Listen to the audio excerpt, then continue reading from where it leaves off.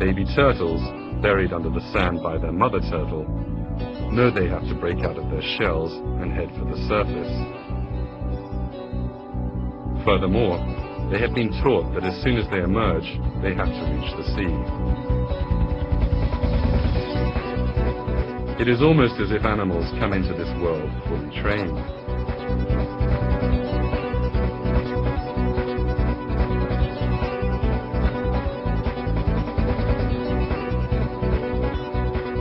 And the most amazing example of this amazing education animals have is the homes they so expertly build for themselves.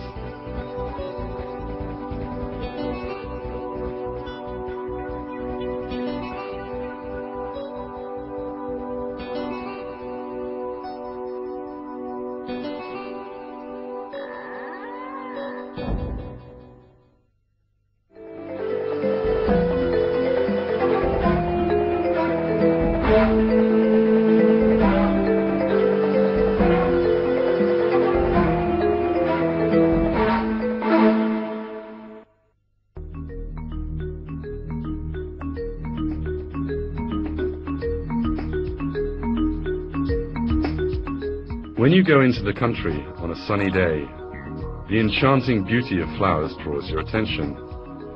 When you examine the flowers a bit more closely, you come across another interesting creature.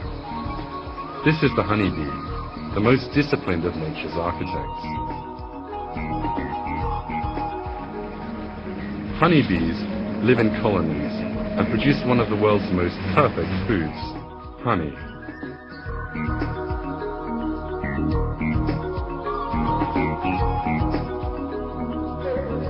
They store the honey in the hexagonal honeycombs they build.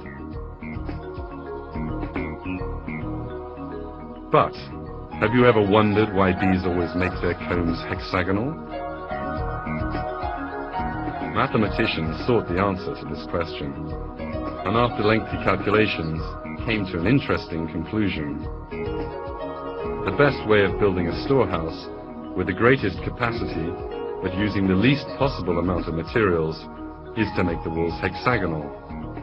Let us consider the other shapes. If bees built their combs as cylinders or as pentagonal prisms, then gaps would emerge between them and less honey could be stored in the combs.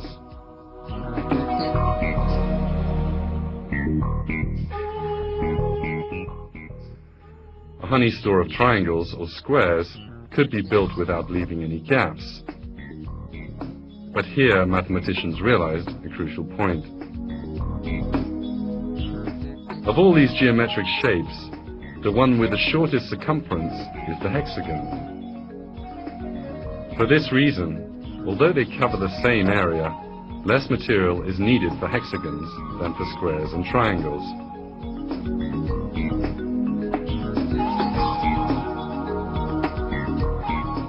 In short, a hexagonal comb is the best shape for ensuring maximum storage capacity with minimum wax.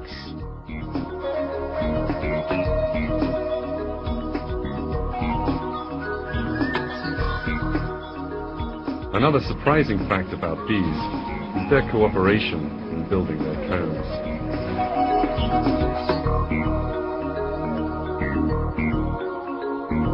When someone sees a completed comb, he may well imagine that it was built as a single block.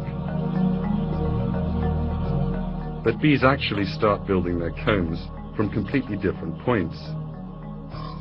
Hundreds of bees set about building the comb from 3 or 4 different places. They continue building until they meet in the middle. There is not the slightest imperfection at the juncture. Bees also calculate the angle of the individual cells to each other when building their comb. The back-to-back comb cells are always built at an angle of 13 degrees to the ground. That way, both sides of the comb slope upwards. This angle prevents the honey spilling out of the combs. Wherever we go in the world, honeybees manage this extraordinary architecture perfectly every time. and they do it in the depths of the hive, in pitch dark, where sunlight cannot reach.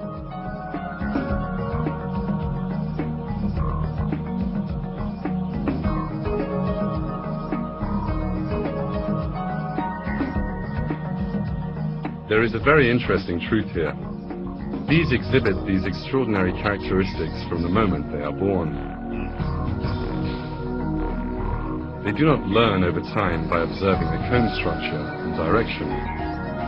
From the moment they open their eyes, they possess the skill. So who is teaching bees this architectural art?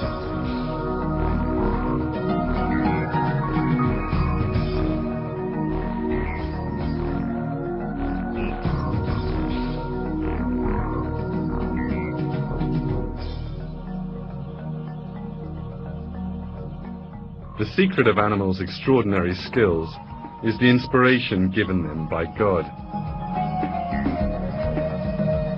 And this applies to all living things, not just the honeybee.